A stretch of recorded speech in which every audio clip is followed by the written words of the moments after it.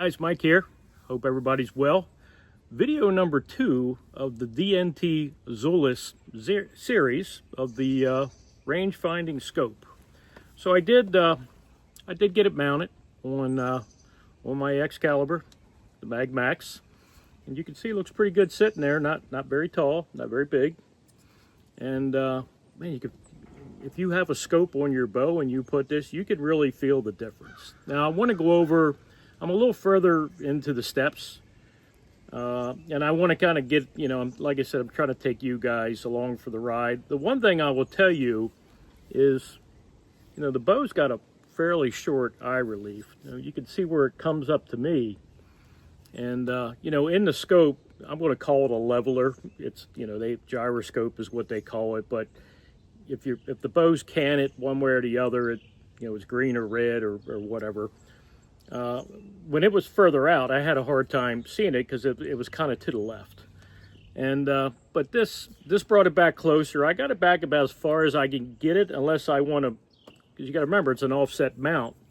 If I have to bring it back further, I'll flip it and then put the scope a little further back. I got to play with that a little bit. I haven't started shooting it yet, but I wanted to see what it looked like going there. It looks pretty good, and let me get my big head out of the way.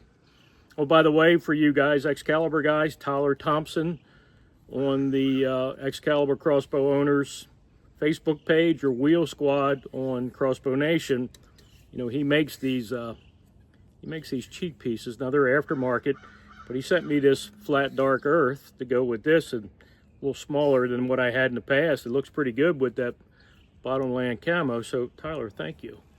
This is not about Tyler; it's about the scope. But you can obviously see it. It does a pretty nice job there. So a little bit more about getting the scope. The next step was, reading it and getting it set up and everything else. So first of all, I'm Polish, so I have a built-in excuse when I can't get it right. And listen, I'm 60, so I'm not super young. But I had a guy help me out because I couldn't get the scope to pair up with my phone. Well, come to find out, I was using Bluetooth and not Wi-Fi. So, and it even says, just shows how good I am about reading directions, it even says right here Wi-Fi. So, typical man, right? So easy enough. The one thing that once you download the app and then you turn the scope on, and then you can look through the menu and scroll through and find the Wi-Fi icon, and then click on that. And then you do have to pair it with your phone, and so you have to be in Wi-Fi mode, and you should be within your home close enough to get the Wi-Fi. And then it'll come up. It came up DNT 312, quite a few numbers there. So it's like anything else, pairing your car or whatever. Once you hit pair, it's going to ask you for a password, and it's an 8-number password, and it even says it in your manual. It's real easy. 1, 2, 3, 4, 5, 6, 7, 8. That's it. You don't have to put your home password in there. You just put that password in there for that. And this is what it looks like on my phone. I took this picture after I did it, but it pops right up here. Once it's on here, and as long as it's connected, it'll pop up right here. And then you just hit OK like you would connecting anything else to your house, new TV, new whatever, you buy a radio or something. It does the same thing. And it's really, once you get that, it's pretty simple. You do have to keep the phone fairly close to the scope. I don't know what the distance should be, but I kept it right next to it, basically on a table, and that was what I did. So once it's connected, and you get that, and it'll tell you, because when you look into the scope up top on the right side, it's got a bunch of little icons, and one of them's Bluetooth, and if you don't do anything with the Bluetooth, that's got like a line through it, and then like 2 or 3 to the right, it's the same thing. It's got Wi-Fi, and it's either got the red slash through it, or it's clear. Once it's clear, you're good. And then so when you go from there, you have to put in, I don't know if this will flip this backwards or not. I guess I could put it in. But anyway, there's the ballistic chart. This thing might be backwards. It looks like it's backwards. I'm looking at it on my phone, the way I'm filming this. I'm filming off my phone, and nobody's here to film for me. But anyway, you have this ballistic information. And you're basically filling in the top. It's really simple. If you ever did, I had to do this for 6 hours. I don't know if you have to do it. No, the burrs, you true it right on. But if you have the app, and I think you could do it right through the scope, but I did it through the app. And here's some of the, so first of all, you look here, you name it right up here, and I just put Mag Max because that's what the bow is. Zero distance, I'm going to do 20 yards just to start off. Scope height, because it's an Excalibur and it doesn't have a real tall scope rail. It's only 2.5 inches from the center of the arrow to the center of the scope, so not bad at all. Twist rate, I think it's 1 in 12. You just leave that. And then I'm guessing velocity. I did not shoot this bow through a chronograph. It's a 350 foot per second bow. It's a little bit on the, probably a few feet per second over. I guessed at 330 because I've got a 400, or actually a 395 grain arrow. It might be 335, so I put that in as a start. The caliber, it's the diameter, outside diameter of your arrow, so I am 0.345. The grain of the arrow I'm shooting is 395 grains, so some of you die-hard Excaliburs, you're going to be fussing at me because I'm not shooting them real heavy arrows. The length, you leave it alone.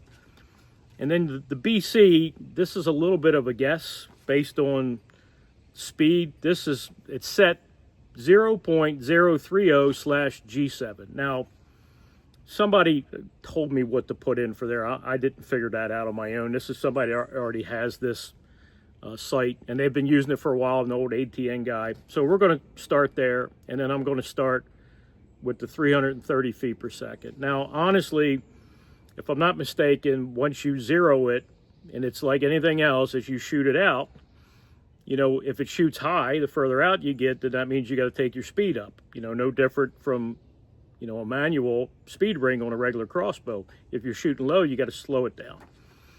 And then you get that all done, you put it in there. But it's interesting here, once you have it done, there's a little place up here to the right of this. That's where I put the name of the bow. You can name the bow anything you want.